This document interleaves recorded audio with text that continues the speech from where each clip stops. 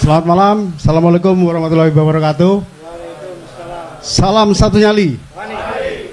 Kembali lagi kita ketemu di Cangkruan Malam Selasa yang digelar pada hari Rabu. Karena yang seharusnya hari Senin kemarin Mas Iwan dan Mas Yakob ada halangan, jadi bisa digeser ke hari ini. Digeser hari pun tidak masalah. Yang penting esensi dari acara itu adalah Cangkruan Malam Selasa, di mana kita di sini belajar bersama sambil bersilaturahmi. Di sini sekarang itu biasanya yang duduk di sini itu Cak Tulus. Cuma Cak Tulus tadi pesan bahwa beliaunya sedang nggak enak badan karena semingguan ini memang hilir mudik dari Surabaya Sidoarjo. Beliaunya mungkin kelelahan, jadi saya diperintah untuk mengambil alih katanya. Terus tema dari CMS ini itu tentang kesadaran hukum bagi semua supporter, bahwa hukum itu bagaimanapun juga itu saat kita bangun tidur melek itu kita sudah dibayang-bayangi hukum. Segala pergerakan kita, segala apapun yang kita lakukan itu sudah dibayang-bayangi hukum. Salah langkah kita dijerat hukum. Untuk itu maka kita harus tahu paham bahwa porsi-porsi kita sebagai supporter ini bagaimana supaya kita tidak terjerat hukum, boneknya hebat, persebayaannya hebat. Jadi kita harus sama-sama untuk saling menjaga pribadi kita, teman-teman semua, supaya kita tidak terjebak dalam persoalan-persoalan hukum. Untuk itu maka kehadiran teman-teman bonek advokat yang ada Mas Yakob Miryadi, sarjana hukum, magister hukum, juga ada Mas Iwan Nur, sarjana hukum. Beliau berdua akan memaparkan bagaimana supaya kita teredukasi untuk bergerak di mana kita tidak pernah tersendat atau kecentok persoalan-persoalan hukum. Kira-kira seperti itu, Mas. Jadi kemarin yang menggugah kita itu karena melihat postingan bonek advokat soal ada materi yang dimana seorang influencer begitu enaknya dia menghina-hina. Nah, itu secara hukum bagaimana? Sementara apa yang dilakukan influencer itu juga banyak dilakukan oleh supporter. Nah, supporter mudah-mudahan tidak terjadi di supporter Persebaya. Kalau terjadi di supporter lain ya mungkin itu urusannya mereka. Tapi kalau di supporter Persebaya itu bagian dari kita juga. Ya, jadi kita meminimalisir bagaimana caranya supaya supporter itu nggak ikut larut dalam kegilaan-kegilaan sosial media seperti itu. Kira-kira seperti itu. Silakan Mas Yaka atau Mas Iwan dulu nih. Ya, silakan Mas Iwan dulu. Yes. Terima kasih Mas Tony. Assalamualaikum warahmatullahi wabarakatuh. Salam satu nyali. Salam satu nyali. Terima kasih rekan-rekan, teman-teman bonek. Ya. Terima kasih atas undangannya lagi pada teman-teman CMS, Pak Tony, Mas Isa dan teman-teman semuanya ya telah mengundang kami. Jadi sebenarnya kami ini sama teman-teman semuanya, sama-sama bonek ya, sama-sama bonek yang memang kebetulan profesi kami di sini adalah seorang advokat, begitu ya. Jadi terkait prolog dari Pak Tony, saya melanjutkan sedikit. Akan mengalir saja, saya pinginnya adalah diskusi bersama begitu ya. Jadi tidak konsultasi secara langsung, tapi diskusi di mana memang nanti apa yang mau disampaikan dan ditanyakan mungkin akan kami bisa bantu untuk menjawabnya. Begitu. Tadi sudah di kotak sama Pak Tony ya. Jadi terkait isu yang kemarin viral tuh ya, influencer ya. Kemudian kami upload di IG kami terkait dengan bersosial media, jadi bersosmed gitu. Nah, jadi bersosmed saat ini boleh-boleh saja, silahkan teman-teman boleh, silahkan upload apapun, konten apapun, karena memang dengan konten pun bisa jadi itu adalah jadi rezeki, kan begitu. Kalau kontennya dilihat banyak orang, kemudian tahu caranya, itu menghasilkan cuan. Ya. Tetapi ada juga ketika kita tidak bisa memberikan atau mengedukasi ya ketika kita bersosmed sembarangan begitu ya, kemudian menghujat, kemudian melakukan bahasanya pencemaran nama baik melalui media sosial. Saya yakin teman-teman ini yang perlu harus digarisbawahi, karena di sini ada hukum yang berlaku. Jelas di Undang-Undang ITE itu jelas diatur. Di pidana pun juga diatur, di hukum pidana.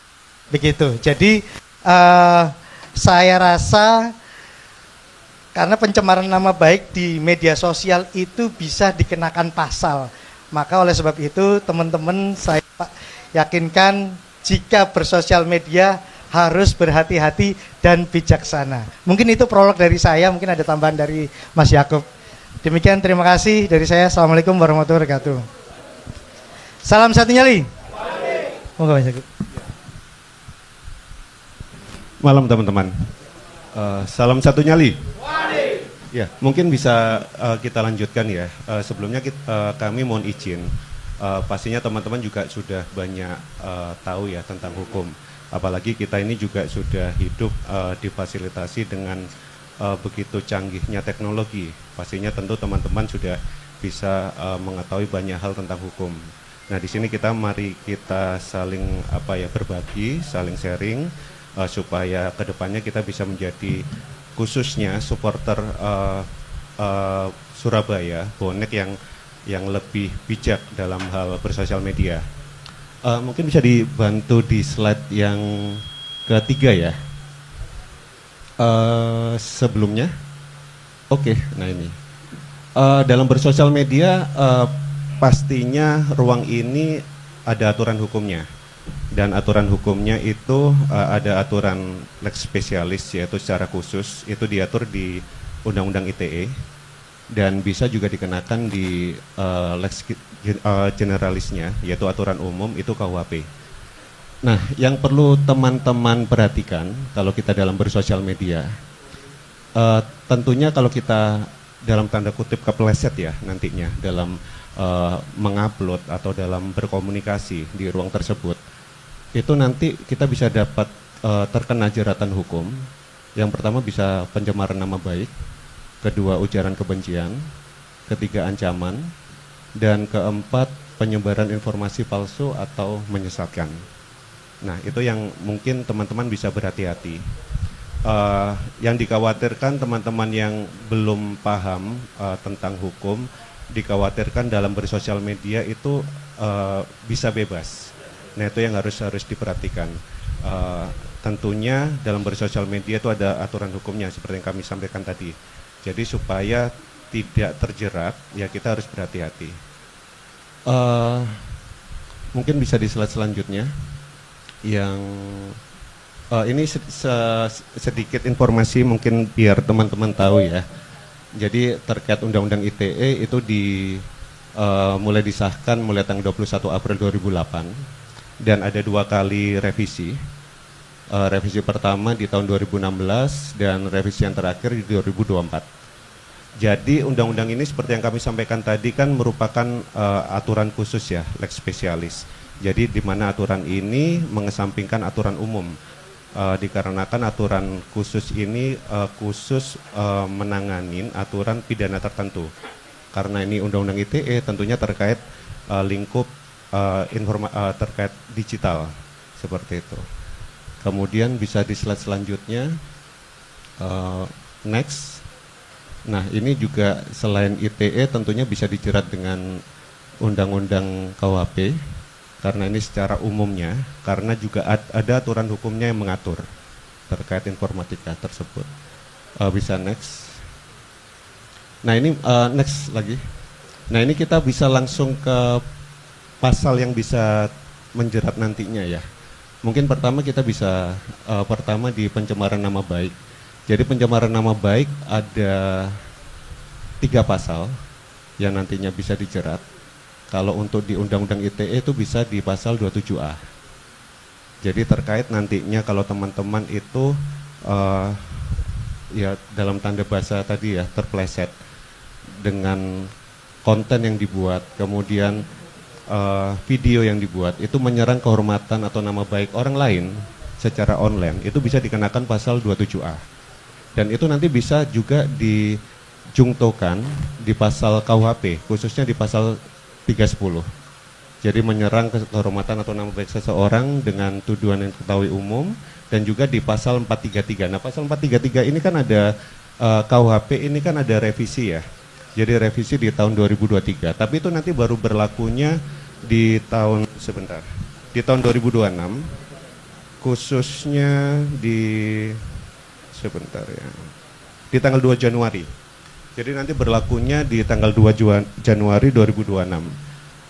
Teman-teman kalau ingin mengetahui banyak hal tentang isi aturan KUHP, itu tentunya kita Google aja itu bisa dapat, atau kita bisa beli undang-undangnya di toko buku. Nah, itu yang termuat di undang-undang tersebut itu pastinya nanti bisa baru diberlakukan mulai tanggal 2 Januari 2026. Kalau untuk sekarang ini tidak bisa berlaku surut tentunya. Gitu. Nah, ini mungkin untuk di pencemaran nama baik, mungkin bisa di selanjutnya. Selanjutnya di ujaran kebencian. Mungkin yang sebelumnya. Oke. Ya, kalau ujaran kebencian di sini bisa dikenakan 2 pasal, yaitu pasal 28 ayat 2 di Undang-Undang ITE dan jungto pasal 45A ayat 2. Untuk pasal 45 ayat 2 ini adalah dari revisi yang terakhir di Undang-Undang ITE tahun 2024. Jadi terkait pasal tersebut di pasal 28 ya, itu terkait mendistribusikan atau mentransmisikan informasi elektronik yang sifatnya menghasut, mengajak atau mempengaruhi orang lain sehingga menimbulkan rasa kebencian atau permusuhan. Dan yang di pasal 45 ayat 2 itu pidana untuk pelanggaran ujaran kebencian juga. Jadi gitu. Kemudian bisa di selanjutnya di ancaman. Kalau ancaman bisa dikenakan pasal 29 Undang-Undang ITE, yaitu menyebarkan ancaman kekerasan atau menakut-nakuti secara online, dan bisa jungto dengan pasal 335 KUHP, yaitu mengancam atau melakukan kekerasan, dan juga jungto untuk di KUHP yang terbaru di pasal 448. Dan yang terakhir untuk penyebaran informasi palsu atau menyesatkan, bisa next. Nah, ini bisa dikenakan ada 3 pasal, yaitu pasal 27 ayat 3 Undang-Undang ITE dan pasal 28 ayat 2, dan jungto di KUHP yang terbaru pasal 624 KUHP. Di pasal 27 dan 28 tentunya terkait menyebarkan informasi yang tidak benar atau menyesatkan dan mendistribusikan informasi yang menghasut kebencian. Jadi kurang lebihnya seperti itu. Jadi mungkin teman-teman bisa kedepannya lebih berhati-hati. Jadi tentunya memang ada pasal yang bisa menjerat jika kita kurang bijak dalam bersosial media. Mungkin sementara dari kami bisa dilanjutkan oleh Mas Loni. Terima kasih. Salam satu nyali. Jadi aja itu Bayu, hafal nggak tadi? Oh, Pandu itu. Oh, dari sini. Nah, enggak. Ya. Ya, jadi sosial media ini memang betul yang orang-orang bilang bahwa mulutmu mulutmu harimaumu dan seterusnya. Itu memang benar. Karena tadi kalau lihat pasal-pasal junto itu apa? Nah, ya junto dan penggabungan ya. Jadi itu bisa memberatkan kita hanya karena kita mungkin salah memberikan informasi atau tadi yang dibilang menyesatkan, hoax gitu ya. Nah, jadi terus ujaran kebencian terhadap apapun itu. Nah, ini kalau dengan bahasa-bahasa tadi di atas itu sebenarnya kan sedang terjadi di antara kita. Bahkan dia sedang melingkari kehidupan orang per orang yang namanya supporter Persebaya ini. Jadi ketika sudah ngomongin sepak bola terus hasil dan apapun itu banyak persoalan hukum yang sadar tidak sadar itu sebenarnya sudah menjerat. Cuma yang bersinggungan itu tidak menggugat atau biarin aja dah. ini biarin aja. Jadi aman-aman aja. Nah, ketika ada gugatan itu baru akhirnya kita panik dan seterusnya. Jadi ini supaya enak aja, ini kita buka obrolan-obrolan. Mungkin ada yang mau nanyakan terkait tentang ya silakan Kak Sinyo. Assalamualaikum warahmatullahi wabarakatuh. Selamat malam, salam sehat bagi kita semua. Salam satu nyali. Terima kasih waktunya.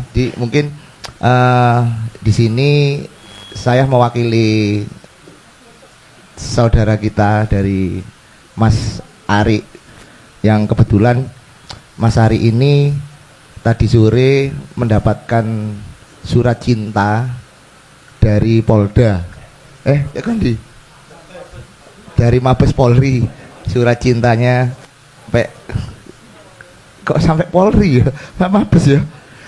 Ya mungkin sedikit cerita dari kronologi kenapa kok Mas Ari mendapatkan surat cinta, dan akhirnya saya Cak Cong dan mungkin sama teman-teman koordinator bonek dan teman-teman yang lainnya, kita sempat diskusi kenapa kok sampai ada surat cinta buat Mas Ari.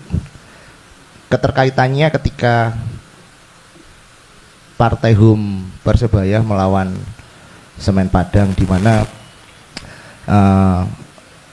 ketika gol dari Tumbas ya dianulir, dan banyak yang menganggap bahwa gol dari Tumbas itu murni atau on bukan off, dan akhirnya setelah pertandingan ramailah di media sosial terkait gol Tumbas tersebut. Dan pada waktu itu ada sosok yang menurut kita adalah orang yang enggak ngomong ngono, yang teriak-teriak mafia dan sebagainya. Akhirnya teman-teman bonek ini menganggap bahwa apakah orang itu bagian dari mafianya gitu. Dan pada kurun waktu 1-2 hari di media sosial, platform yang bonek ini ramai terkait dengan teriakan mafia, teriak mafia. Dan sedikit cerita lagi, akhirnya teriakan mafia, teriak mafia ini bukan dari bonek aja, tapi sudah menyeluruh di kisaran supporter-supporter yang ada di Indonesia, bahwa sosok orang tersebut, sosok bapak dari salah satu mertua pemain timnas kita ini adalah bagian dari mafia. Yang menjadi pertanyaan adalah tadi disebutkan ketika ada pencantuman nama di postingannya Mas Ari ini tidak ada pencantuman nama sama sekali. Terus pertanyaannya, nanti narasumber dari ini mungkin bisa membaca surat cintanya seperti apa, dan langkah apa yang konkretnya harus kita lakukan. Karena teman-teman sendiri kita sepakat kalau emang ini menjadi bagian dari perlawanan, kita akan membela dengan kita akan posting besar-besaran, kita akan foto bahwa ini ada sebuah di supporter yang jangan dicampur adukkan dengan politik. Jadi jangan menggunakan kekuatan politik untuk menekan supporter. Jadi mungkin nanti kita bisa bahas bersama di sini. Mungkin ini menjadi sebuah permasalahan kita bersama. Jadi teman-teman ini didasari bahwa kita tidak pernah bermain-main, tapi mereka yang bermain-main dengan kita. Mungkin itu dari saya, mungkin yang lain bisa menambahkan untuk masalah untuk Bapak Andri Rosardi ini. Terima kasih untuk waktunya. Assalamualaikum warahmatullahi wabarakatuh. Kali.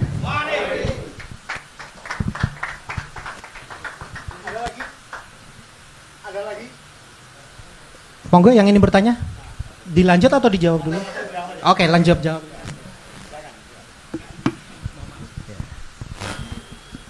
Saya tak bismillah di sini. Bismillahirrahmanirrahim. Apa soalnya jawab ini? Oke, ya terima kasih Mas Inyo. Pertanyaannya cukup simpel tapi berat ya jawabnya. Jadi gini, sebelum saya datang ke sini tadi memang saya sudah ditelepon sama Cak Cong, kemudian menyampaikan terkait hal ini, Mas Inyo. Nah, kemudian saya coba minta datanya dan memang betul. Jadi seperti apa yang dikatakan yang disampaikan oleh Mas Yakub. Zaman sekarang ini memang kita sangat boleh bersosial media, tetapi harus bijak. Karena pasalnya ada. Seperti yang disampaikan tadi ada pasal 27 ya, Undang-Undang ITE pasal 27, pasal 28. Kemudian juntonya tadi pasal Undang-Undang Pidana ya, 310, 311, 433 dan seterusnya. Begitu. Nah, saya sendiri belum melihat postingannya seperti apa karena harus kami analisa. Kalau sebagai advokat, jujur aja nanti kemudian klien kami adalah si terlapor ini, kan kami harus melihat analisa dulu. Modelnya seperti apa, dia kemudian ketika melakukan share-nya seperti apa, gitu ya. Karena yang disangkakan di sini itu saya kan pasti di pasal 27 Undang-Undang ITE pasal 27 ayat 1.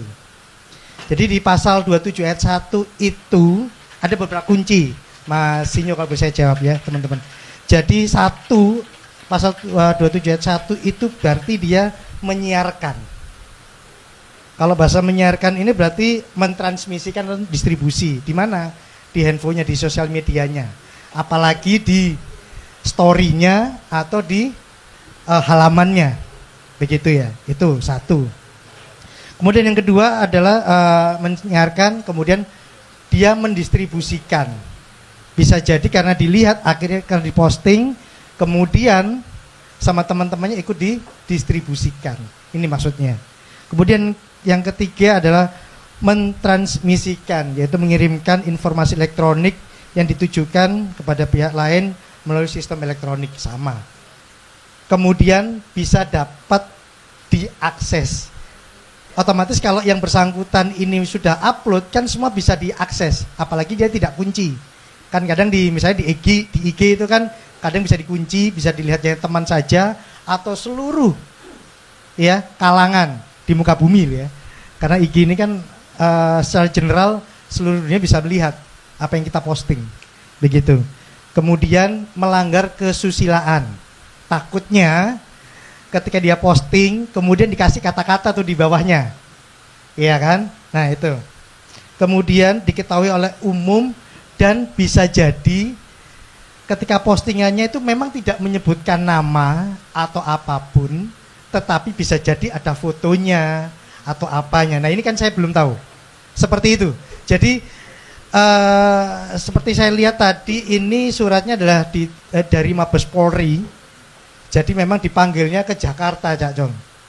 Nah, ini ya repot juga. Ini saya juga agak sedikit bertanya-tanya apakah biasanya kalau lokus dikti atau tempat kejadian perkaranya di mana, maka biasanya ada istilahnya ada didelegasikan atau dilimpahkan. Misalkan saya lapornya di Polda Jatim, tapi karena lokus diktinya di Surabaya, maka dilimpahkan di Polresta Surabaya. Begitu biasanya. Cuman ini memang kalau saya lihat masih di Mabes Polri.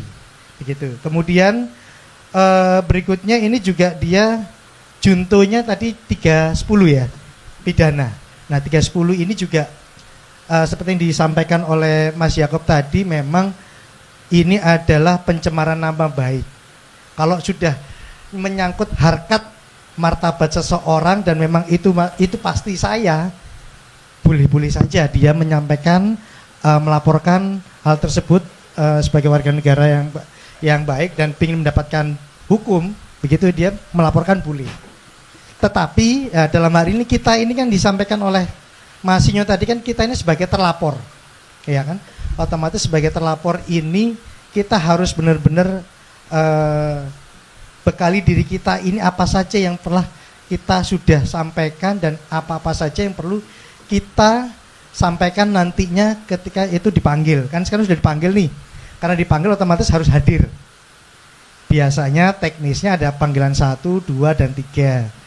Panggilan 1 boleh tidak hadir, ya, disampaikan di sini kan pasti ada nomor PIC-nya atau penyidiknya. Menyampaikan tidak bisa datang, kemudian bisa jadi panggilan yang kedua atau panggilan yang ketiga. Karena kalau sampai dengan panggilan ketiga ini, panggilan kedua tidak hadir, biasanya panggilan ketiga dan dijemput paksa. Biasanya begitu. Nah, tetapi kalau bagi kami ya, kalau saya yakin nanti tembaknya adalah Cacong, dampingi ono Pak Mas, kan begitu.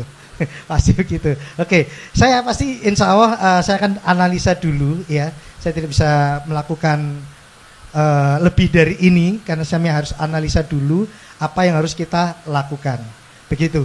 Jadi memang betul teman-teman, sekali lagi terkait hal tersebut mulai sekarang teman-teman harus berhati-hati ketika bersosmed. Tidak hanya terkait case ini ya, terkait banyak hal, terkait pribadi juga begitu. Jadi memang terkait dua pasal tersebut coba akan kami analisa ya lebih lanjut supaya nantinya ketika memang kita bisa menghadiri panggilan tersebut, kami bisa kita bisa yang namanya mengklarifikasi apa yang sudah kita upload dan yang nantinya bisa jadi memang tidak masuk unsur pidananya. Begitu. Itu mungkin jawaban dari saya seperti itu singkatnya. Mungkin ada tambahan dari Mas Yakub. Cukup? Ya. Itu saja dari saya. Terima kasih. Ya, sedikit tambahan ya. Mungkin kita bisa geser dari case panggilan tersebut. Mungkin di sini kita bisa belajar bersama. Tadi Mas Iwan kan sudah jelaskan memang dari posisi kita sebagai advokat kan perlu menganalisa. Nah, ini kita coba belajar bersama terkait pasal yang disangkakan. Untuk terkait panggilan, ini teman-teman yang harus perlu perhatikan. Kalau sudah ada pemanggilan dari kepolisian, baik nantinya ada pemanggilan di pengadilan, itu kita harus perhatikan. Karena itu ada aturan hukumnya juga. Kalau terkait pemanggilan kepolisian, itu diatur di pasal 224 ayat 1 KUHP. Jadi tentunya kalau kita sudah ada panggilan dari kepolisian, kita harus menghormati dan memenuhi panggilan tersebut. Jangan sampai kita lalai dan kita mengindahkan panggilan tersebut, malah itu nanti berujung pidana. Kemudian yang kedua, mungkin kita bisa belajar bersama ya terkait pasal 27A Undang-Undang ITE terkait pasal yang disangkakan tersebut atau yang dilaporkan. Bunyi dari pasal tersebut di sini adalah setiap orang yang sengaja menyerang kehormatan atau nama baik orang lain dengan cara menuduhkan suatu hal dengan maksud supaya hal tersebut diketahui umum dalam bentuk informasi elektronik dan atau dokumen elektronik yang dilakukan melalui sistem elektronik. Jadi isi pasalnya seperti itu. Jadi di sini mungkin teman-teman ke depannya bisa lebih berhati-hati ya. Jadi saya dan Mas Iwan tentunya memang belum tahu untuk detail video yang diupload seperti apa.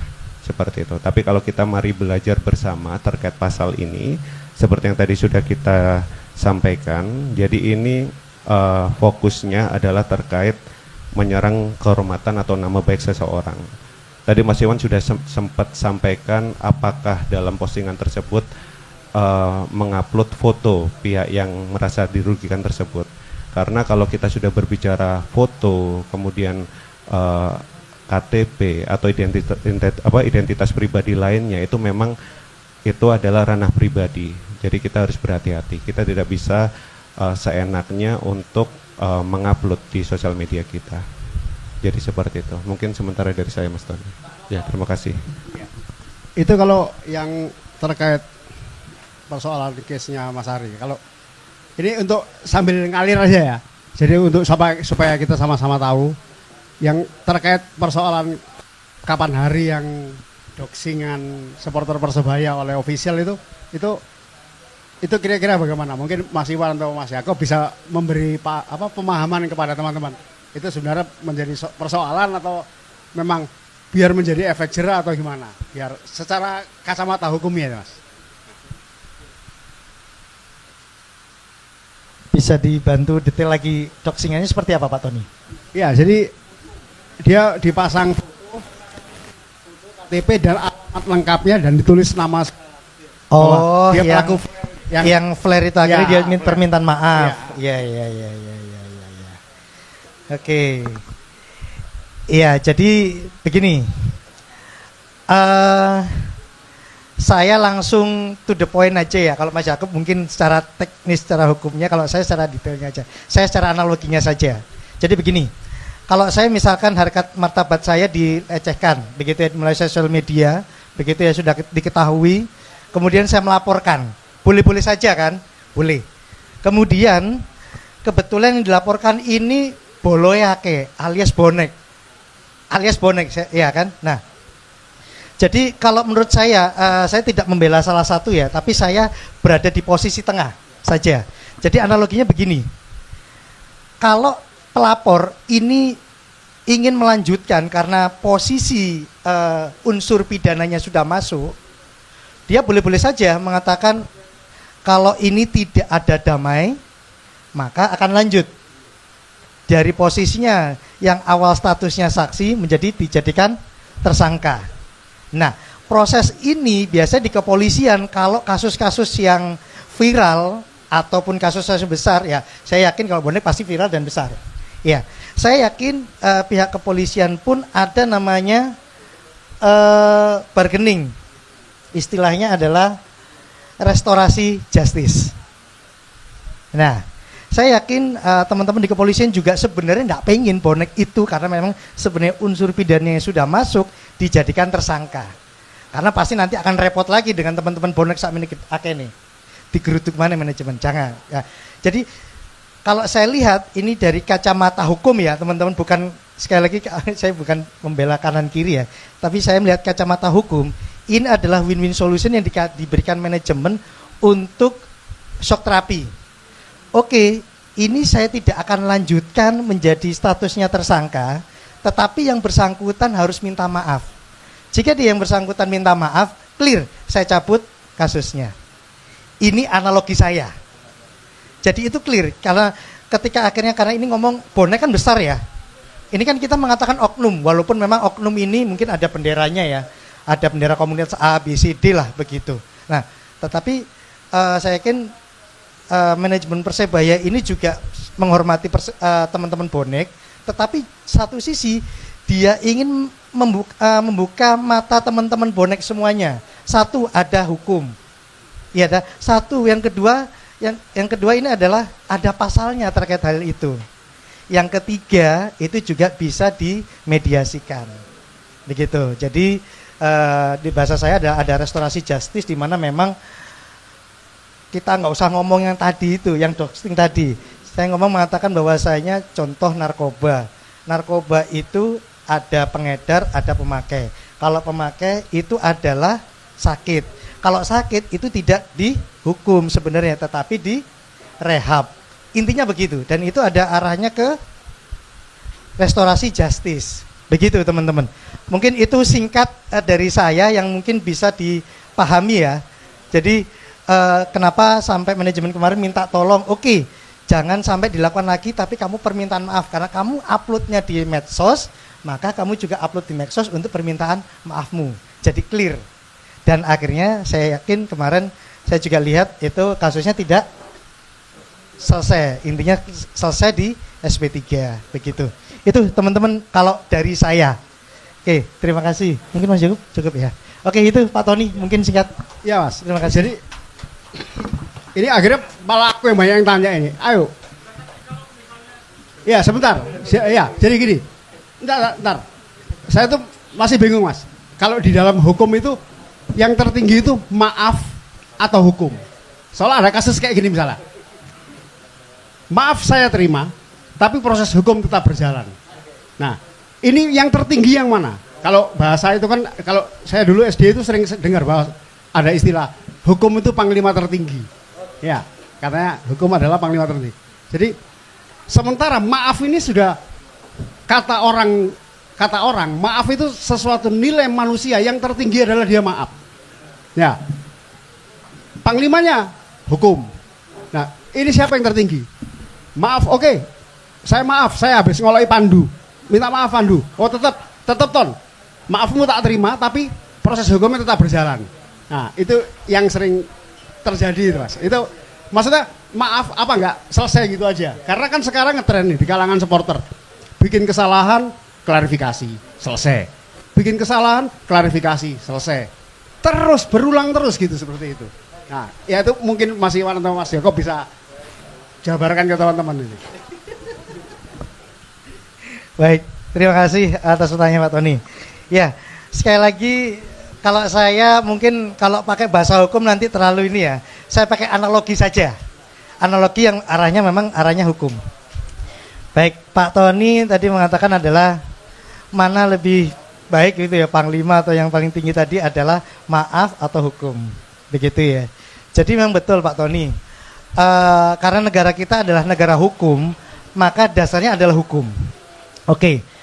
Saya contohkan begini.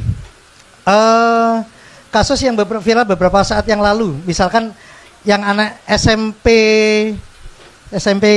swasta ya, yang viral pada saat itu dia sudah minta maaf, ya kan, kalau mengolok-olok, kemudian sujud, ya kan, akhirnya berbanding terbalik akhirnya, betul ya? Ada yang tahu itu? Oke, jadi begini, oke, saya kamu maafkan, secara hani saya maafkan, tapi secara hukum tetap jalan. Berarti sederhananya adalah yang bersangkutan dalam hati masih belum bisa memaafkan. Begitu. Jadi karena belum bisa maafkan, saya maafkan, tapi saya tidak mau cabut laporan saya. Ketika ini ternyata secara analogi unsur pidananya masuk, maka silahkan. Kalau memang unsur pidana masuk, dilanjutkan Pak. Bapak tidak mau cabut? Enggak, saya tidak mau cabut. Nah, ini repot Pak. Antara memaafkan dan tidak mau cabut ini repot. Kalau sudah memaafkan harusnya dicabut. Harusnya begitu Pak Tony. Iya, tetapi ada beberapa case yang memang karena ini ya menyangkut harkat. Nah ini repot. Harkat pribadi kalau sudah kena dan itu juga dinaungi oleh undang-undang di negara kita. Itu masalahnya. Jadi karena masuk unsurnya, walaupun minta maaf, saya maafkan kamu, tapi ini karena negara hukum, silahkan. Kalau memang ini masuk unsurnya, lanjut. Begitu Pak Tony. Itu, terima kasih. Monggo. Ya. Monggo. Ya, terima kasih. Waalaikumsalam warahmatullahi wabarakatuh. Saya mau menanyakan berapa batas maksimal seseorang bisa melaporkan sebuah tindak pidana pencemaran nama baik. Karena ini kayaknya kasusnya dia pasti dilakukan sama orang lain juga. Anggap aja yang ikut mendistribusikan nih misalnya ya, mendistribusikan ada lebih dari 1.000. Nah, apakah 1.000-1.000-nya ini bisa dilaporkan langsung ke kepolisian yang pertama? Yang kedua, bisa tidak untuk saat ini kita melakukan restorasi justice secara paksa? Dalam artian ya gimana lagi ya? Karena case ini nantinya akan terulang di musim depan. Kita sering di dalam sepak bola itu yang namanya ngebully tim lain itu udah biasa. Saya MU dibully, saya penjarain semua bisa. Tapi kan ya enggak mungkin saya melakukan itu gitu loh. Iya, saya juga pernah tim saya MU dikatain, "Wah, Anda Chelsea" gitu. Ya bisa saya melaporin, tapi kan kembali lagi nih, kalau misalnya kalau sedikit-sedikit main lapor kayak gitu kan nanti ya, sepak bola iklimnya kan ya mending nonton sinetron gitu daripada nonton bola. Itu sebenarnya yang mau saya tanyakan. Ya walaupun ada pertanyaan kedua soal ini sih undang-undang supporter sih, saya juga masih bingung untuk di situ. Karena di undang-undang supporter sendiri kan mewajibkan untuk berorganisasi ya, sedangkan Surabaya kan bonek ini kan culture, gak ada ketuanya, semuanya udah pada ketua gitu. Dan nanti endingnya gimana nih kalau misalnya sebagai supporter yang tidak menuruti undang-undang itu gimana? Gimana Pak Isma? Contohnya gitu. Pak Isma, nanti saya ada panggilan ke Polres nanti. Ya terima kasih, ya terima kasih atas kuliahnya. Waduh, kangen aku udah di kuliah ini gitu.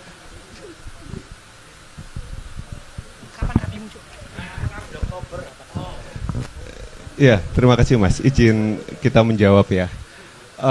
Kalau untuk terkait yang dilaporkan siapa, itu adalah hak dari pelapor ya tentunya. Jadi kalau memang pelapor tuh merasa bahwa pihak-pihak yang memenuhi unsur pidana yang akan dilaporkan, ya pastinya bisa dilaporkan.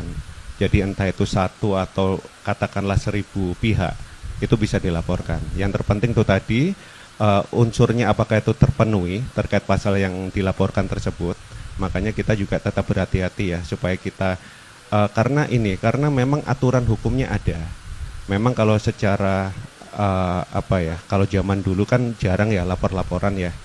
Kalau di era sekarang memang sudah situasinya berbeda. Nah itu kita diharapkan tetap berhati-hati karena aturannya ada. Nah itu kita setidaknya kalau bisa direm gitu. Sebenarnya wadahnya ada. Misalkan kita terkait ingin protes, nah pastinya ada wadahnya. Protesnya apakah kita membuat pengaduan seperti itu kan, terus atau kita langsung bersurat seperti itu, daripada kita terpleset karena sosial media itu naungannya undang-undang ITE, dan tentunya kalau memang pihak yang dirugikan tersebut melakukan pelaporan pastinya bisa diproses. Jadi seperti itu. Terima kasih.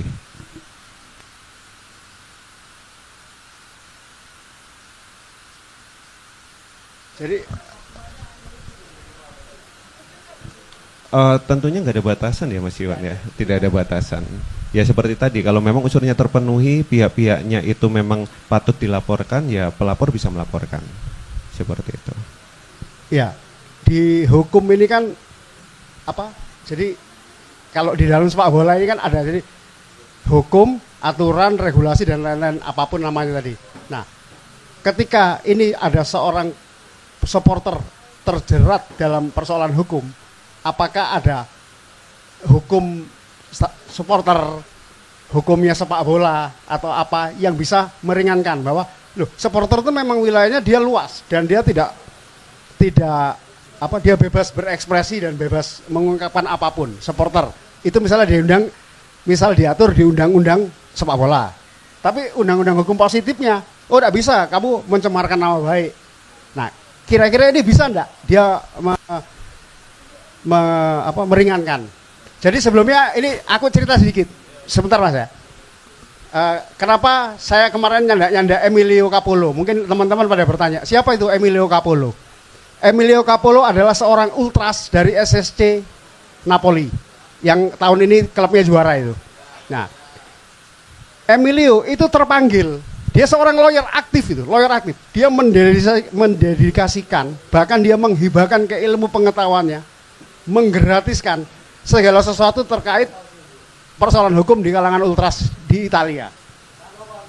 Nah, dia apa yang dia perjuangkan dan dia sampai hearing dengan Wamendagri di Italia tahun 2010 kemarin. Itu satu. Supporter di Italia itu tidak ada perlindungan hukumnya. Bahkan hukum positif di Italia itu membiarkan. Makanya kenapa di Italia kalau setiap match itu akan banyak bergelimpangan mayat di pinggir jalan. Dan itu supporter. Nah, Emilio terpanggil untuk itu. Karena hukum positifnya di Italia merasa bahwa biarin aja tuh mati, supporter kok.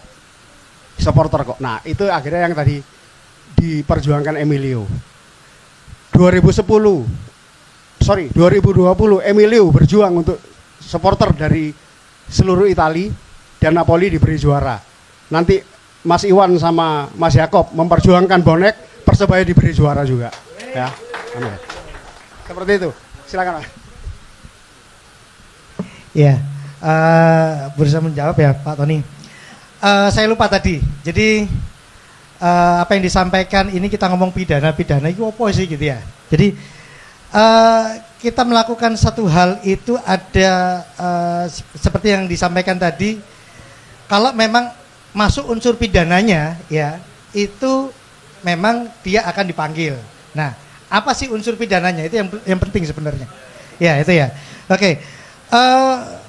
Ada 5 unsur tindak pidana, yaitu 1, perbuatan di perbuatan manusia. Ya, oke. Yang melakukan berarti memang manusia. Kemudian sifatnya melawan hukum. Nah, sifatnya melawan hukum ini bagaimana? Ya karena memang ternyata ada pasal yang menaungi begitu. Kemudian dilakukan dengan kesalahan. Jadi ada kerugian yang diterima oleh pelapor. Ini maksudnya. Jadi kemudian karena 3 tadi masuk, maka diancam dengan hukuman pidana. Nah, hukuman pidana ini berarti balik lagi ke pasalnya. Pasal berapa, kemudian bisa jadi akan dipidana berapa lama. Maksudnya begitu. Kemudian oleh orang yang mampu bertanggung jawab. Nah, ini yang terakhir. Maksudnya adalah ya otomatis di atas 17 tahun ke atas. Biasanya begitu. Karena kalau itu dilakukan, misalkan tadi ya masnya mengatakan ya, postingan ini kemudian saya ambil, saya masih di bawah umur nih, nggak ngerti, tapi saya bonek cilik lah. Kemudian saya posting, ikut-ikutan posting. Ya saya bisa jadi karena masih di bawah umur, itu klarifikasinya beda. Itu bisa jadi memang dia tidak akan masuk dipidanakan. Begitu. Itu. Jadi beberapa unsur-unsur pidana itu yang harus kita ketahui supaya kita harus paham bahwasanya kenapa saya bisa dilaporkan, saya bisa masuk unsurnya karena itu tadi. Itu teman-teman.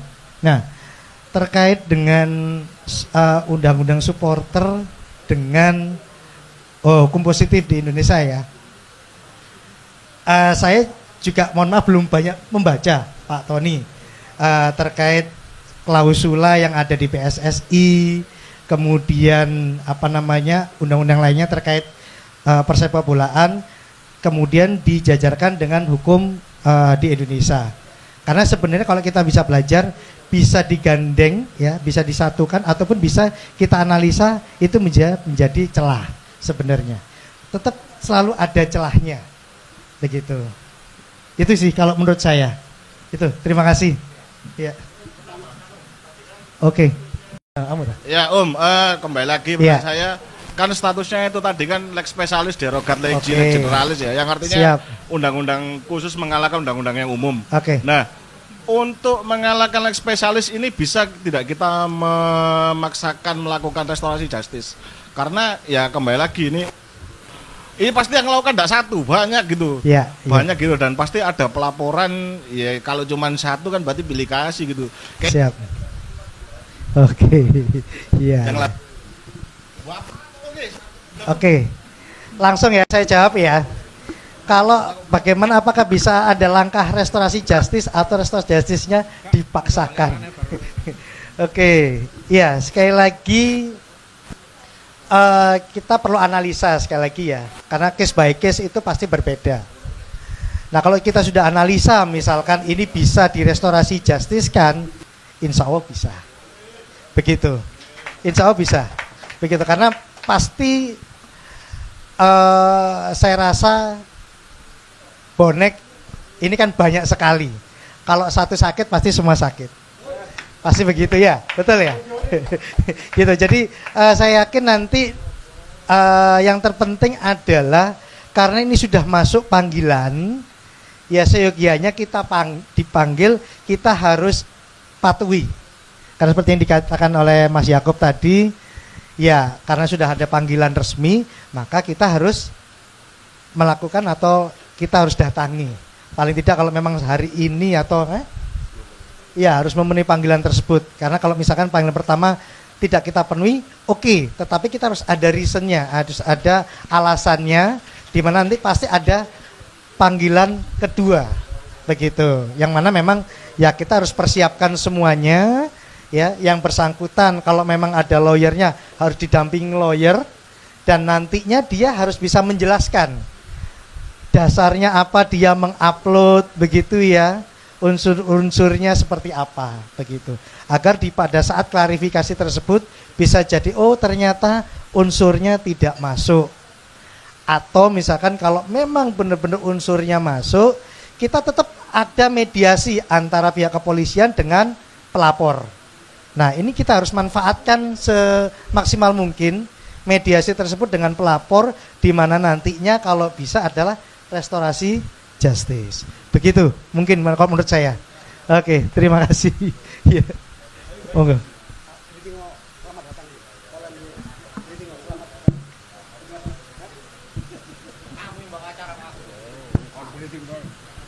Oke. Selamat datang.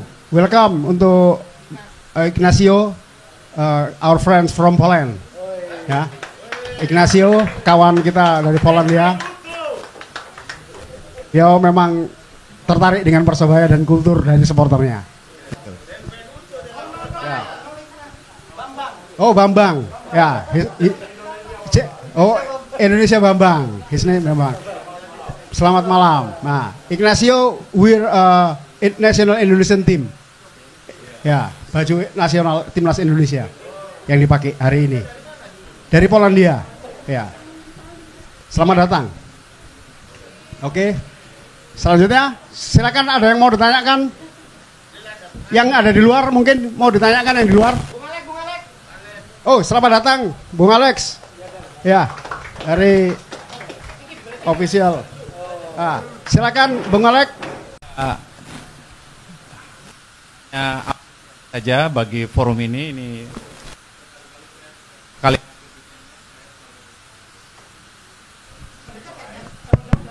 ya ini sabotase tak ini?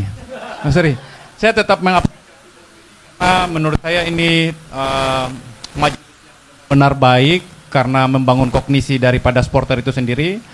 Karena kalau ada tagar Persebaya selamanya, maka edukasi ke bonek itu pun harus selamanya. Sementara perkembangan ilmu, perkembangan tentang dinamika supporter itu kan berlangsung berkali-kali begitu.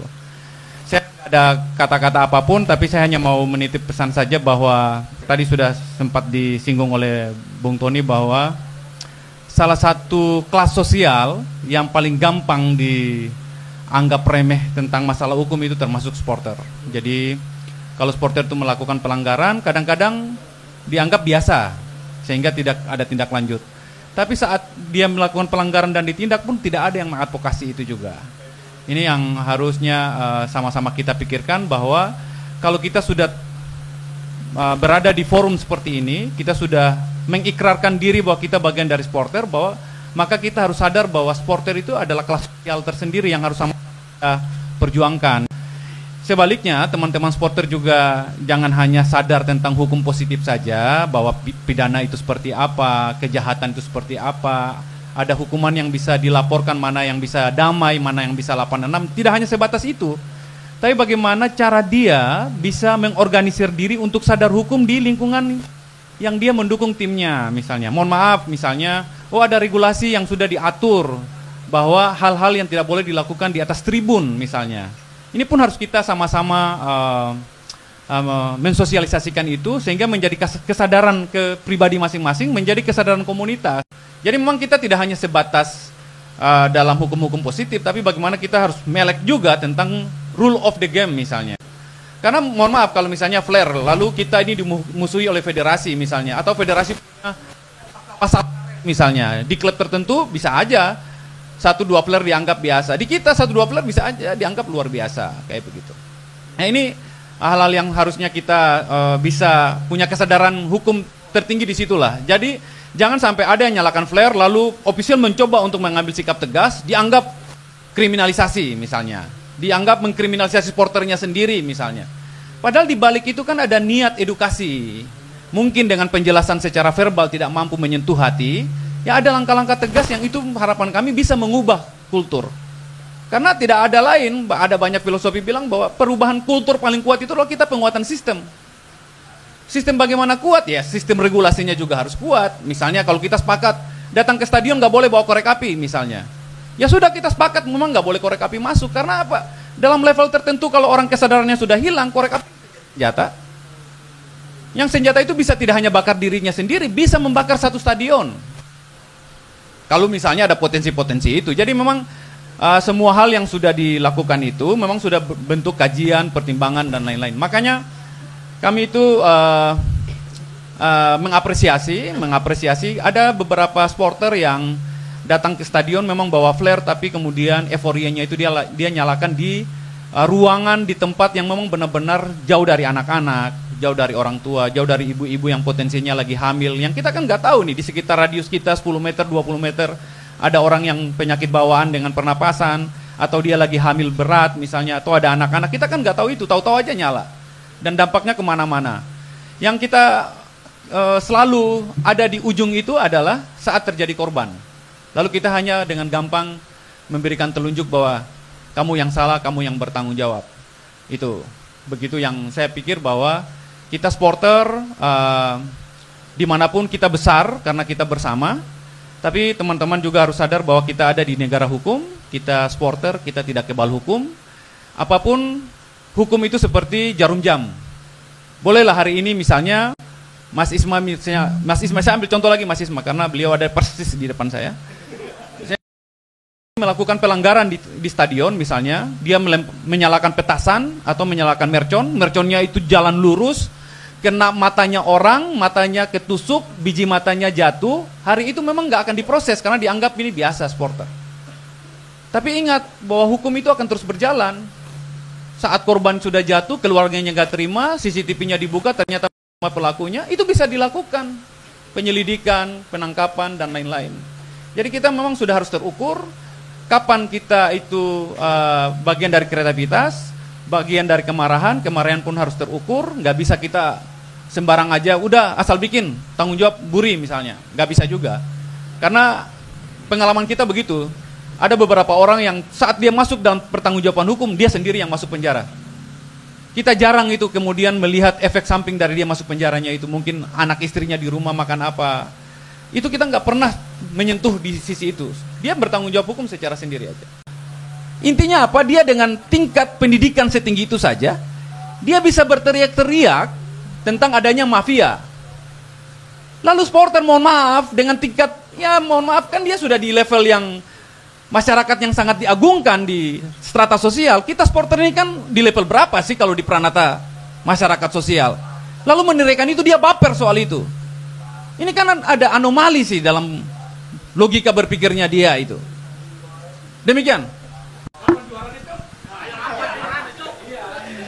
Salam satu nyali. Ya, menambahkan dari Mas Alek ya. Jadi memang flare kemarin kan mungkin ada kesepakatan ya antara Polrestabes, kemudian manajemen dan bonek yang sebenarnya itu akan digelar di luar dan itu tidak dipermasalahkan ya Bang Alek ya. Yang masalah kan flare-nya di dalam. Dan jujur yang dari tim reskrim juga langsung telepon saya Bang, menanyakan tentang flare itu kok bisa yang masuk gitu loh flare-nya. Apakah itu ada permainan dari steward atau ada permainan dari tribun? Itu tanyanya langsung ke saya. Dan saya jawab, loh nggak ada itu Mas, nggak ada mungkin yang berani antara marshal, steward ataupun tribun yang memainkan itu. Tapi flare itu memang dari supporter individu masing-masing itu punya cara sendiri untuk menyembunyikan flare untuk masuk ke tribun. Ya banyak cara itu saya jelaskan.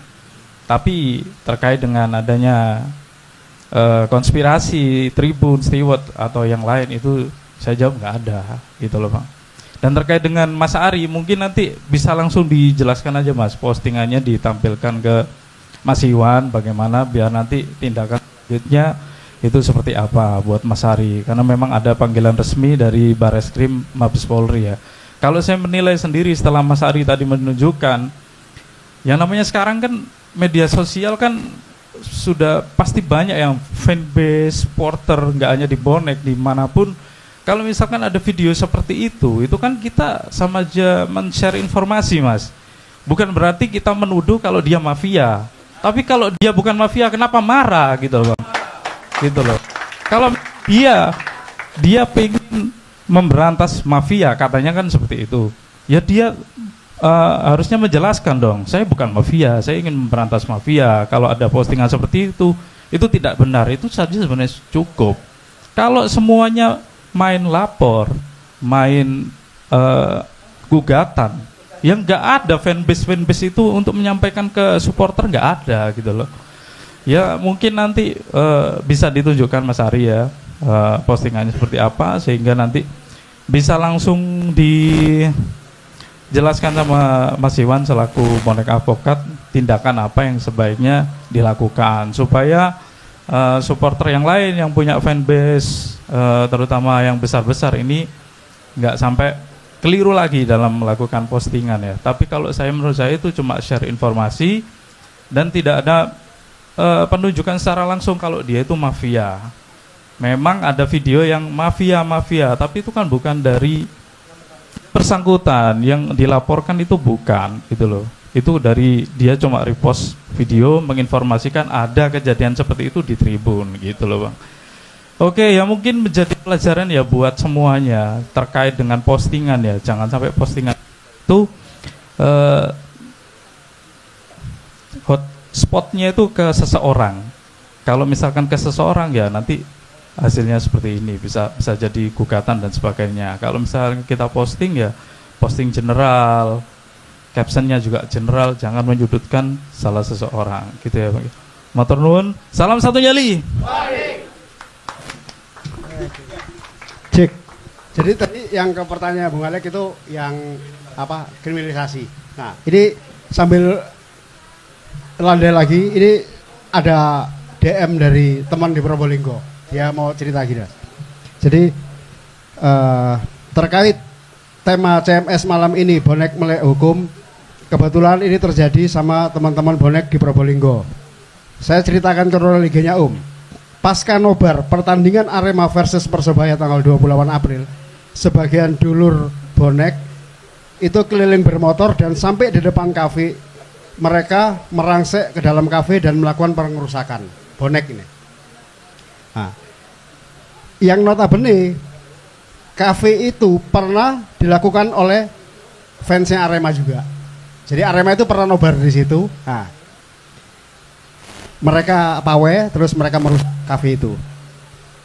Nah, setelah mereka dicek dari kamera CCTV, itu mereka akhirnya ditahan semua. Teman-teman Probolinggo ini ditahan. Kemudian mereka mediasi dengan membayar semua kerugian material, terus meminta maaf, menanggung semuanya. Tapi sampai detik ini itu permohonan untuk restorasi justisnya itu sampai sekarang teman-teman Probolinggo masih belum, sudah ditahan tapi belum selesai, belum dikeluarin karena istilahnya yang sudah diajukan teman-teman bonek yang bahwa biaya material usahakan sudah diganti, semua sudah diselesaikan, itu tetap sampai sekarang teman-teman masih ditahan yang di Probolinggo. Itu pesan dari teman di Probolinggo. Seperti itu Mas. Silakan dijawab dari Bung Alek dulu ya. Iya. Baik. Ya, terima kasih Mas Alek atas kedatangannya. Ya, pertanyaannya Mas Alek ini sederhana. Kriminalisasi itu apa? Tapi sebenarnya itu memang inti dari pidana. Jadi kriminalisasi itu bisa diartikan proses penetapan suatu perbuatan seseorang sebagai perbuatan yang dapat dipidana. Kuncinya itu. Jadi sekali lagi, proses penetapan suatu perbuatan seseorang sebagai perbuatan yang dapat dipidana. Maksudnya adalah ketika dia melakukan satu proses tersebut, kemudian dianalisa unsur pidananya yang tadi saya jelaskan masuk, dan kemudian di pasalnya itu juga masuk, maka otomatis itu menjadi kriminalisasi. Itu Mas Alek. Secara singkatnya ya. Jadi prosesnya diakhiri dengan terbentuknya adanya undang-undang yang masuk, kemudian diancam dengan suatu sanksi yang berupa hukuman pidana. Begitu. Iya.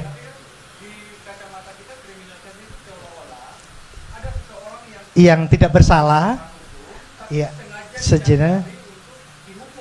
Oke, ya, oke. Kalau terkait itu makanya seperti saat ini yang saya contohkan yang sekarang yang terjadi ya, kita sudah dipanggil. Kalau untuk bukti awal biasanya jadi begini. Kalau proses di pidana pelaporan itu pasti ada prosesnya, tidak langsung di SPKT atau tidak langsung dibuatkan ya. Jadi ada proses namanya pengaduan. Nah, pengaduannya ada beberapa hal ya kan. Ada pengaduannya ini adalah istilahnya kita kalau pidana langsung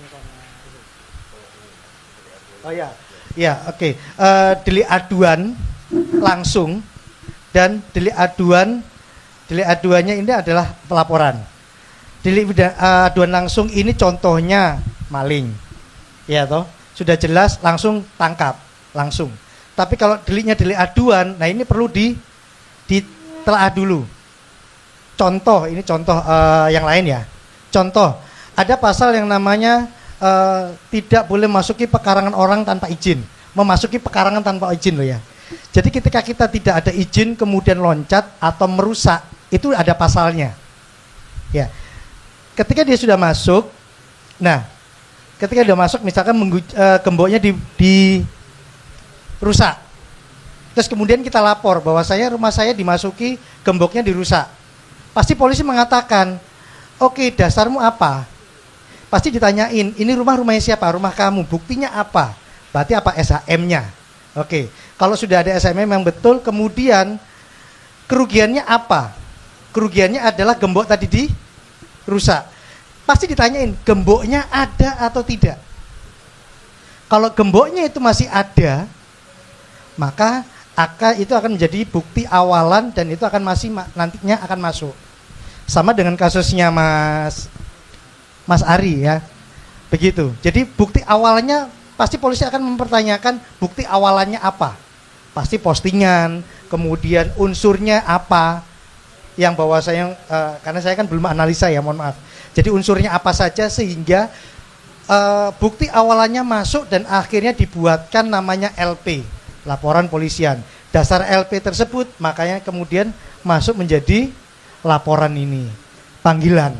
Begitu. Nah, panggilan ini kita sebenarnya tidak perlu khawatir kalau memang kita bisa mengklarifikasi seperti apa yang dikatakan oleh Mas Isma itu dengan betul bahwasanya saya tidak menunjuk langsung, video itu tidak langsung ke seseorang dan sebagainya, itu klarifikasinya. Dan nanti dari dasar itu antara dari laporan kemudian dari klarifikasi dari saksi atau terlapor, maka nanti akan ada namanya ada kasus kan? Gelar perkara. Iya, mohon maaf.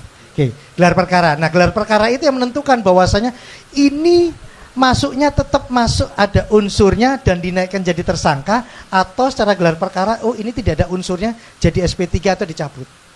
Begitu. Nah, dan di mana proses itu ya nanti pasti ada namanya negosiasi, mediasi dengan antara pelapor dengan terlapor, biasanya seperti itu. Begitu. Jadi prosesnya masih panjang. Begitu, Mas Alek, saya membahas tentang kriminalisasi tadi. Iya. Iya. Iya. Bukan. Sedikit tambahan, Mas Alek. Iya. Kalau menurut saya bukan kriminalisasi, bukan, kamu tak kriminalisasi, bukan. Karena ada memang beberapa hal yang memang ini real ya. Jadi memang secara de facto itu kita tidak melakukan. Tapi secara de jure itu membuktikan bahwa kita yang melakukan. Begitu. Maka otomatis secara hukum karena kita dahulukan de jurenya, ya maka kita harus mematahkan de jure tersebut kalau ada. Gitu. Jadi datanya itu harus buktikan memang kita tidak terbukti begitu. Itu. Jadi sekali lagi kalau saya tahu arahnya Mas Alek nih ceritanya nih. Jadi yang biasanya kriminalisasi itu kan orang yang tidak bersalah dijadikan kriminal, kan begitu. Nah, tetapi dengan bahasa yang saya sampaikan tadi, kriminalisasi itu bukan seperti itu, gitu loh.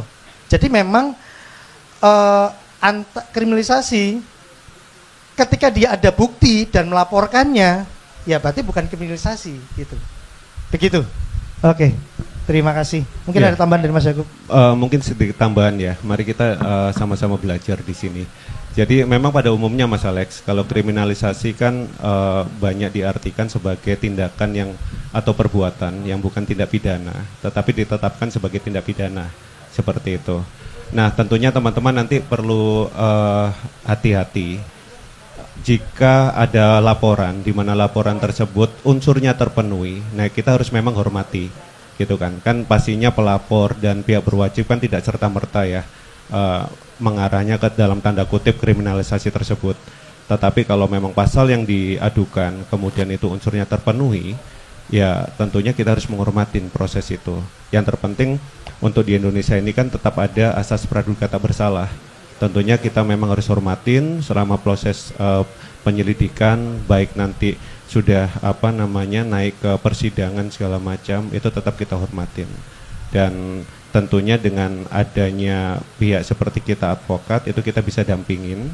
Apakah tentunya kan tugas kita kan menjaga hak ya, hak dari klien kami. Tentunya dalam proses itu sudah berjalan dengan baik atau tidak, seperti itu. Tapi yang terpenting itu tadi teman-teman perlu hati-hati supaya jangan sampai gini unsur ini terpenuhin, kemudian kita teriak-teriaknya oh ini kriminalisasi, ataupun sebaliknya seperti itu. Jadi kita sama-sama kalau bisa semakin dewasa lebih baik, semakin bijak dan semakin hati-hati.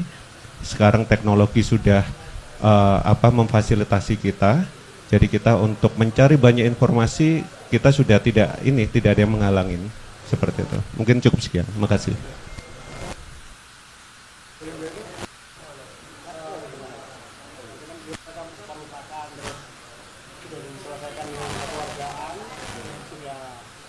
Oh iya, berkaitan yang Probolinggo. Oh iya, ini kan yang perlu teman-teman ketahui juga kan ada tadi Mas Iwan sudah menyampaikan, kan ada delik aduan sama delik biasa. Nah ini teman-teman perlu perhatikan bahwa delik aduan itu berangkatnya harus adanya aduan dari pihak yang dirugikan. Kalau delik biasa tanpa adanya aduan, pihak berwajib itu berhak untuk memproses tindak pidana tersebut. Nah kalau dari case Probolinggo itu kan sepintas ya, tadi kita bisa mengetahui informasinya. Kalau itu berangkatnya dari delik aduan, itu juga kembali dari pelapor. Pelapor ini membuka ruang atau tidak untuk berdamai dengan yang dilaporkan. Iya, benar. Iya, secara bijaknya ya harusnya kan sudah diselesaikan secara kekeluargaan seperti itu. Iya. Jadi yang terpenting yaitu teman-teman yang perlu ketahui bahwa dari pelaporan pidana itu ada delik aduan dan delik biasa. Itu nanti kita bisa mengetahui untuk proses selanjutnya kita harus bersikapnya seperti apa. Jadi gitu.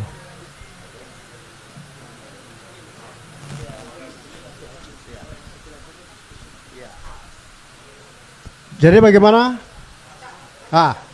Ini tadi yang terkait Bung Alek, yang terkait pyro tadi, flare itu. Ini kan mumpung ada Ignacio ini salah satu supporter juga di Polandia, di mana dia Bambang ini juga salah satu supporter di bagian di kurva di mereka di Polandia. Setidaknya budaya-budaya tentang pyro, flare, smoke bomb dan lain-lain pasti dia lebih paham. Nah, Pandu, you speak in English with Bambang. Menanyakan bagaimana regulasi tentang pyro di Polandia dan regulasi yang berlaku di Indonesia.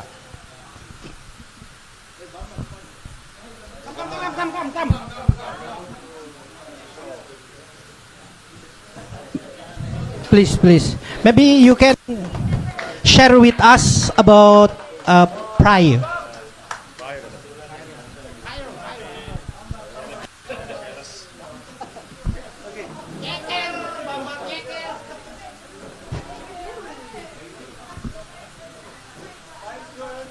So your name Ignacio? Ignacio. Ignacio. It look like Italian. I mean, it's Ignacio, but I'm speaking Ignacio because. Oh, okay. Yeah. So we just want to ask you about something in Poland. I mean, how about the regulation of football in Poland? I mean, it look like when you do like some flare or about the pyro show, and then support fight in outside stadium. So just telling us about the Poland. Okay. So yeah, first of all, hello everyone. Nice to be in here. Thanks for invitation, by the way. So in regarding pyrotechnic in Europe, I can also maybe speak in general, also following a bit how it is in other countries, not only Poland. But I would say it's illegal. So you cannot legally bring the pyrotechnic without like any hiding stuff in the pockets. In general, there are a lot of funny things how you can try to hide the things. So they were doing different kind of stuff. I think one of the funniest way is like there are some wheelchairs with the people disabled, so they were putting inside of the wheelchairs and to under the the jeans, the shorts. They were trying also to put to the food, so the hot dog, for example, you have, and they were putting inside on the buns till the inside of the buns. So there are many funny stories about how you can like I would say a bit illegally transfer the pyrotechnic flares into the stadiums.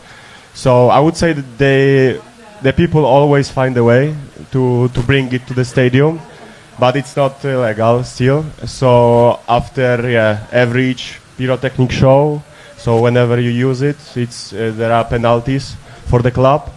So it's like from the league coming to the club. So then the club needs to pay like 20,000 euro, 30,000 euro. So that's not like small amounts of money. And then depends. Sometimes if there is really bad situation financial of the club, then supporters collecting the money just to pay this penalty, just to do not be the problem for the club, because there are also some issues with that. Oke, ya jadi artinya sebenarnya tidak jauh beda dengan di Indonesia. Jadi untuk pyro di sana itu ilegal, tidak dibolehkan. Tapi ada sedikit cerita lucu kalau di sana. Bahkan kalau untuk menyembunyikan pyronya, flare-nya, itu bisa di hotdog, bisa di sepatu, bisa di celana, bahkan di teman-teman yang mohon maaf disabilitas, kursinya ditaruh pyro begitu. Nah, terus untuk dendanya bagaimana di federasinya dia tetap memberikan denda kepada klubnya sekitar 20.000 sampai 3.000 dolar, 3.000 euro untuk denda tersebut. Nah, terkadang supporter itu urunan, istilahnya urunan buat ngebayar denda klubnya itu contohnya. Mungkin kalau ada yang mau ditanyakan silakan. So okay, come on, next story about it. I mean in your club. The funny things about your club when pyro or something. What can I say else? I mean, of course, this is I would say illegal, but people still bringing it because it's making the show. I mean, the choreos without pyrotechnic not looks the same. Yeah, it's a bit different story. So I mean, everyone knows what will be after, but then if there is that need, then people also can collect the money for the penalties, so it's not the big problem at the end for the club, because it's supposed to not be that club always need to pay because of the people like just having a bit of fun on the stands. But the clubs also understand. I mean, at least in my case, like we have full like support from the like the management of the club, so they were not angry about that. They are all the time saying that they are proud of the atmosphere, how it's on the stands. There is also now the case that unfortunately we cannot go also away on away games because the clubs are banning also our supporters. That was the case in the past. There was some big fight, and then also were in use weapons, because still weapons are sometimes in use in Poland, also like knives and machetes, but that was the case. That was the case. That was the tournament of even the family tournament. Other supporters wanted to steal some flags, and then they didn't have like enough, number of people to protect it, so they start using some like some things just to make them a bit scary and go away. So it was the happen, and after that they just start banning because that was also our supporters there trying to help. Unfortunately we are not able to attend the away games. I mean, still they going, but they are not entering the stadium most of the times, but sitting behind of the stadium and just showing to the players and club that we are always like with them. Even though just they don't see us, but they listen, and also after every each game away they doing the photo with the empty away sector, just to also show that they really also know that we are all the time with them. So it's just about the support. Iki garis besar ya tak nongkok dawa soalnya. Jadi istilahnya di sana itu lebih unik ya, tambah ngeri. Ibarat kata kalau di Indonesia itu kampungan kalau tawurannya bawa senjata. Jadi sana itu dia bawa senjata, bawa knife, bawa pisau, bawa sesuatu yang bisa dibuat melindungi diri. Salah satunya itu tadi bedil. Nah, itu tadi digunakan untuk melindungi seperti kalau misalnya ada yang nyolong flagnya dia dibuat melindungi ini biar tidak bisa dicuri. Hampir sama kayak sini. Cuman kalau di sini yang ngelakuin katanya kampungan. Di sana this is passion. Katanya begitu. Semoga anak hooligan ultras yang sok-sokan begitu tidak mendengarkan. Ya. Enggak iya soalnya arek supporter sarungan duarane kampungan. Tapi misalnya nang Eropa sepatuan jin ngono this is passion. Kan sama-sama tawuran ya, goblok gitu. Mungkin ada yang mau nanyakan soal supporter, terutama di negaranya dia. Lu lagi. Tadi bisa, Bambang. Jadi Bambang, kalau di sana flare pertanggungjawabannya tadi, kalau misalnya flare-nya nyala, mereka ada semacam pertanggungjawaban moral untuk membayar sanksi itu. Bentar bro. Apakah itu hanya berlaku untuk flare yang massal? Terus kalau flare-nya personal, itu pertanggungjawabannya gimana? He said. Iya, terus. Di sana itu flare nyala itu karena bentuk protes atau bentuk daripada pertunjukan? Aksi tadi udah ngomong. Oh, pertunjukan. Bukan karena protes ya? Bukan karena tim nggak pernah menang terus bakar flare ya? Enggak. Katanya nih ke bawah. Sudah. So the first he want to ask about you. He want to ask something about the flare, about pyro. When pyro was show up at stadium for the personality, just for only one personality. So what he responsibility to club? He paid or all everything subordinate to paying or just there's only one? No, I mean if there is the accident that someone just have the flower and just have it. So then it's like the penalty for the club. So it's not like the person that needs to pay. But yeah, if there are situations like if supporters really understand the situation of the club and really knows that this penalty can really make the impact negative on the financial situation of the club, then they can try to collect the monies and just to pay this penalty from the supporters. Okay. Cash. And then the second question is, why people in the fans burn the pyro? I mean, for pyro show, just for pyro show, or if you have just for protest to the club, maybe your team to do the bad things. I mean, he always lose, and then the supporter always angry, so they burn the pyro or something like that. No. I mean, if they are pissed off, then it will be burning, but something else. I think not pyro, but.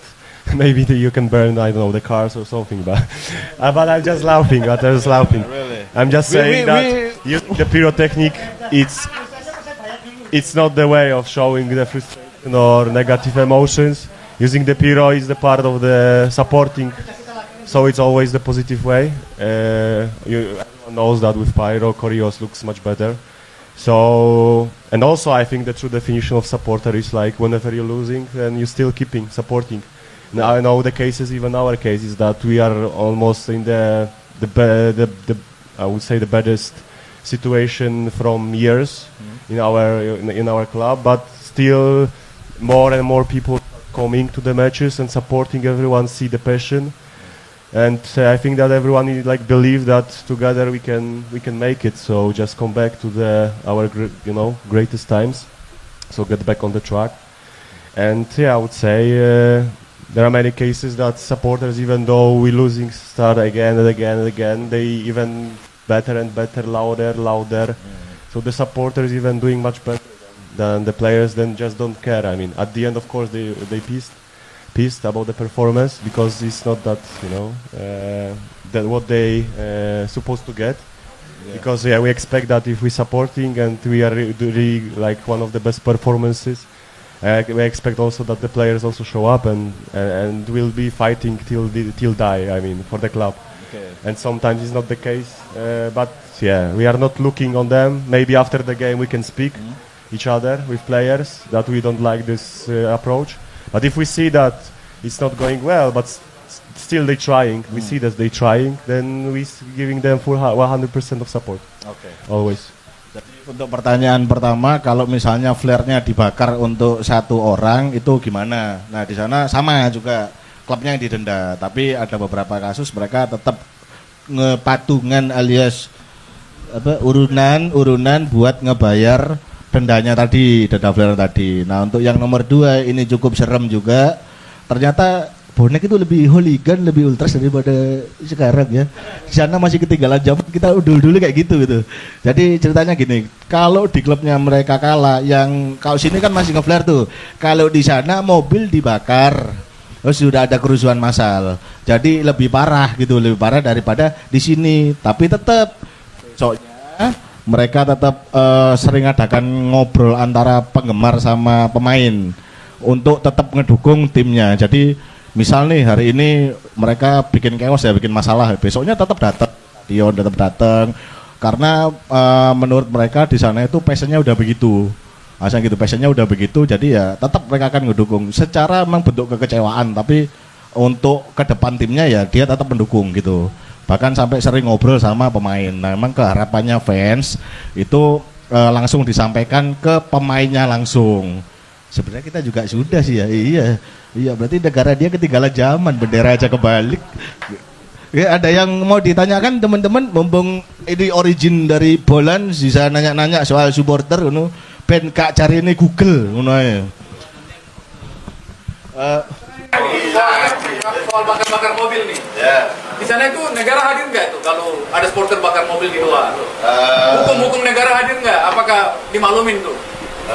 When your team lose, and that chaos and supporter the chaos, they burn the car. How about the country? The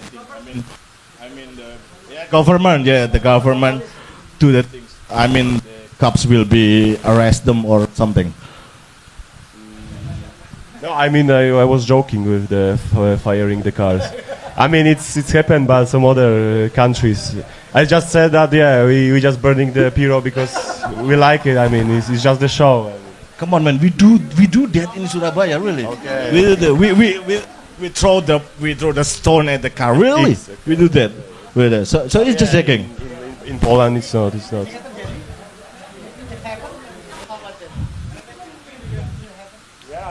Then you have the riots, on the streets. So the cops coming. Also, what is interesting is that in here I see that you like each other, like supporters and the police. I see that you're giving handshakes before the match, and you're like everyone is fine. With that police is part like behind of the stadium and so on. So there are no riots. Like no issues that you are throwing the bricks or stones to the police or something. But in Poland it's a bit different in general in Europe, and mainly when you are a supporter, then you should hate police also, because the police is like always in Europe most of the times, at least in this, I would say, most knowledgeable leagues, always making a bit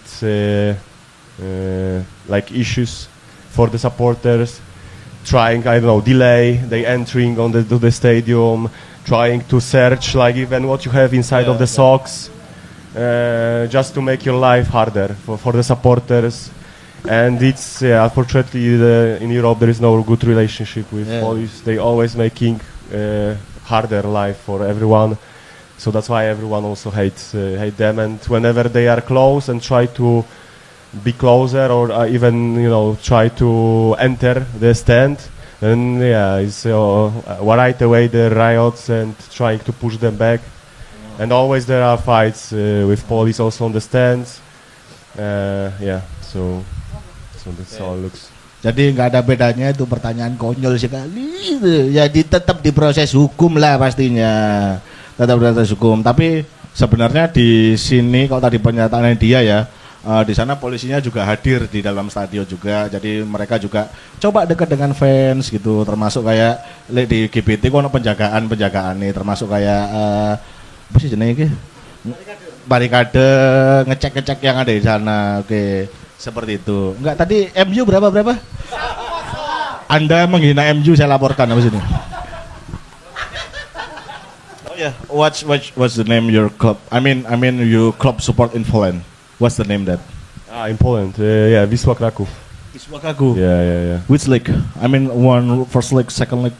Yeah, we get relegated a few seasons ago because the financial situation, playing like second league. Oh, okay. And now tomorrow we play the playoff game, first like semi-final, to be promoted to the first league. So keep cross fingers, and hopefully we are already next season in the best league. So they still at second league. Still, yeah. But Jadi, we are on the way to get back because we spent there like 2-3 seasons. Unfortunately, it was a very bad situation in case of finance. So many issues inside of the club, bad management, many also external factors.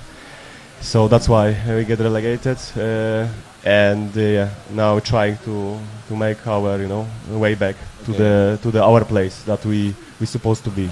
Also looking on how many fans we have and how good we are in case of supporting, making choreos, and in general how big fan base we create. The club. Jadi pertama timnya miskin, 3 tahun tidak pernah lolos Liga 1, terakhir playoff itu pun kalah karena ada beberapa masalah ya, seperti manajemennya buruk, kedua timnya miskin gitu. Nah, tapi supporternya di sana tetap mendukung, tetap patungan, terutama untuk bikin apa itu namanya koreografi, termasuk itu tadi. Makanya kalau di sana itu real passion. Ya emang sih real passion ya. Ada yang mau tanyakan lagi teman-teman?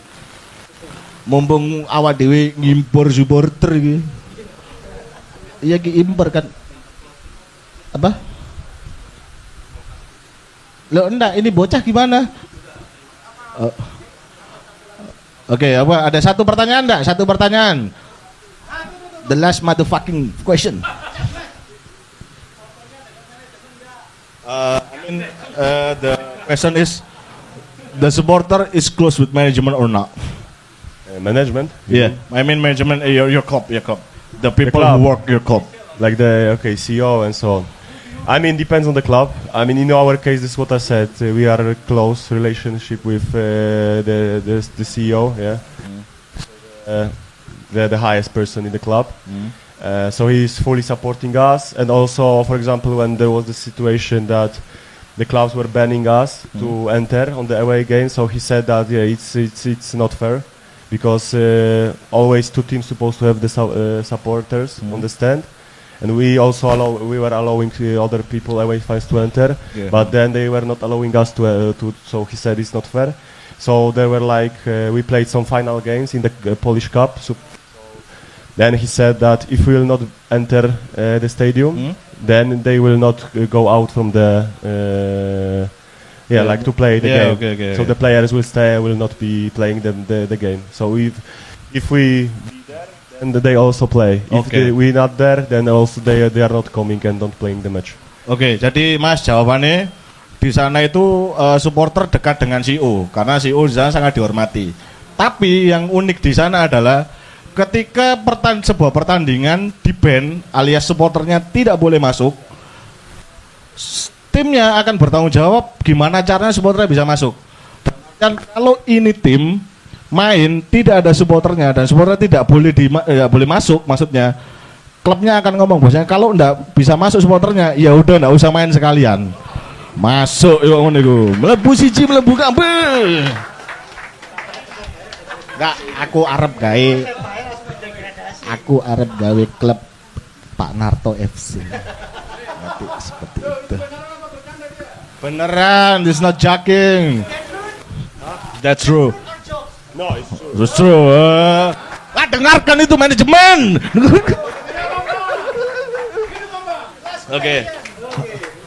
Tadi last question because we have Pandu over there. Saya pakai bahasa Indonesia. Kerjo. Ketika kamu tinggal di Surabaya dan kamu menyaksikan Persebaya, apa yang kamu pikirkan? Apa yang press comparison tentang bonek itu sendiri dan Persebaya? When you live in Surabaya and then you watch football game at Persebaya, what is first impression about the Persebaya? Yeah, I think it's I can feel a bit different vibes comparing to Europe. It looks like really family vibes on the stands, like everyone singing, dancing. It's really something that impressed me. I like it.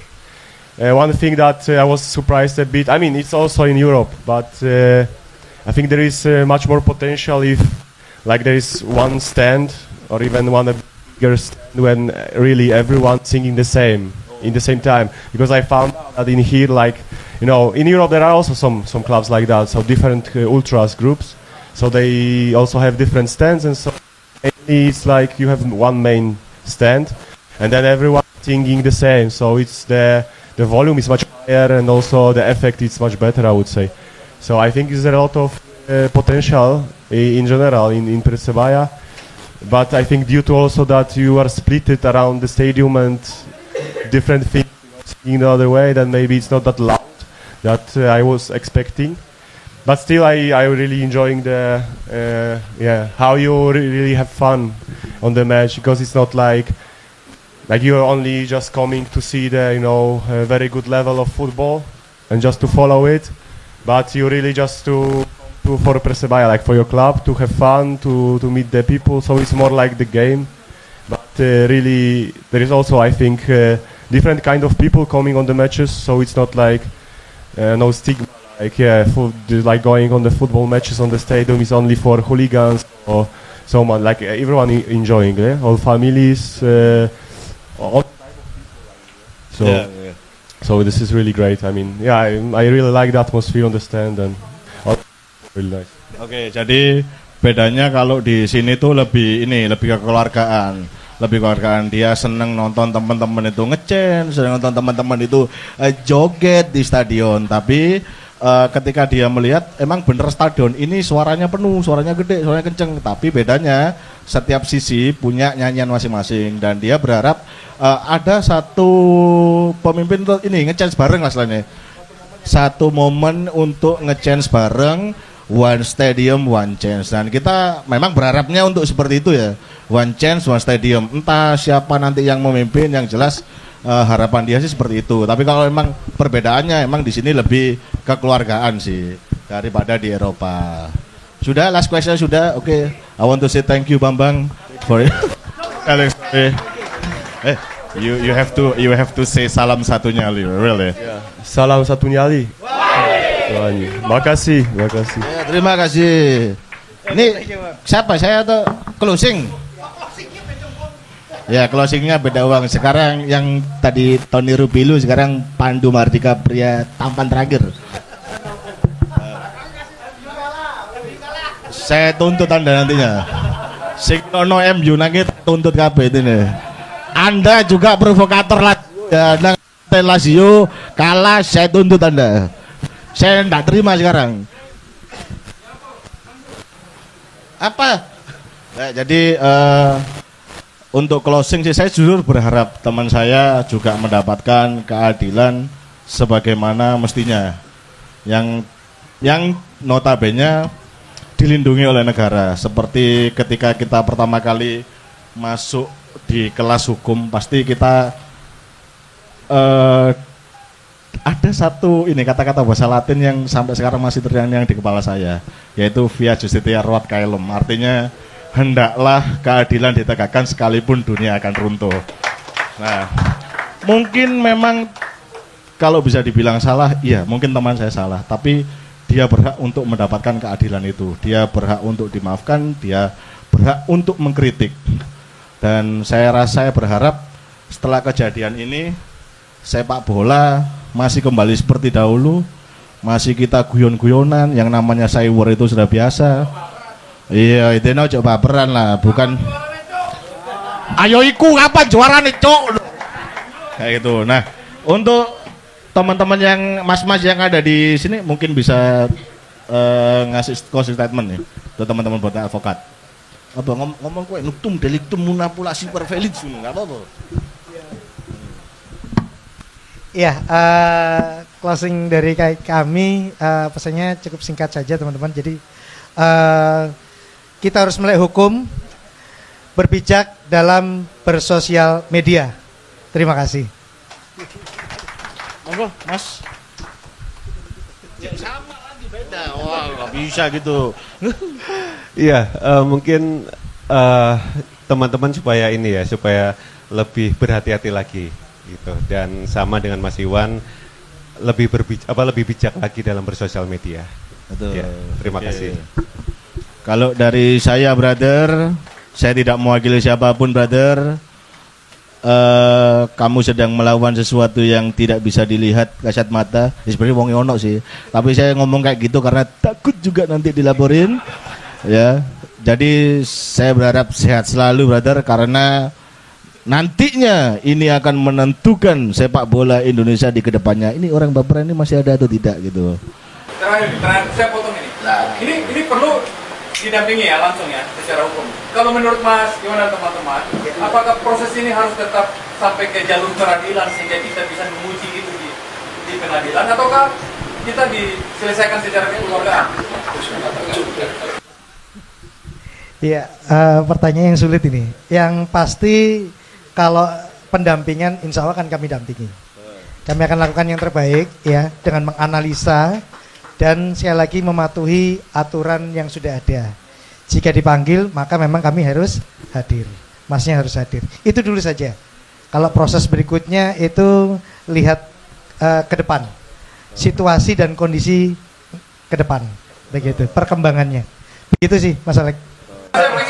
Saya pengen bonek harus satu panggung dengan Ade Rosadi. Kita harus menguji pemikiran dia bahwa mafia yang dia sebut itu siapa. Iya. Hati-hati nanti panggil Polres. Sudah tak apa-apa, lillahi ta'ala. Kalau masih jawab saya sudah lillahi ta'ala. Jangan dikat.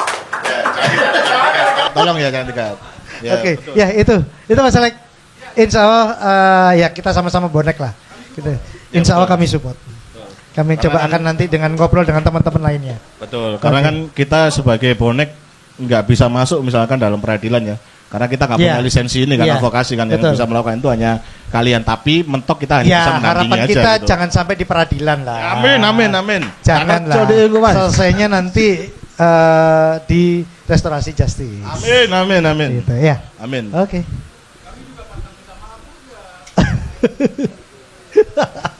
Ya repot ini. Iya, otomatis itu logika, Mas Alek. Iya, closing aja dulu. Sebab ada tertulis podo ijune kudu awe-awe. Satu natsi yang harus dijiwai oleh. Saya pinjam kata-katanya Immanuel Kant. Dia bilang bahwa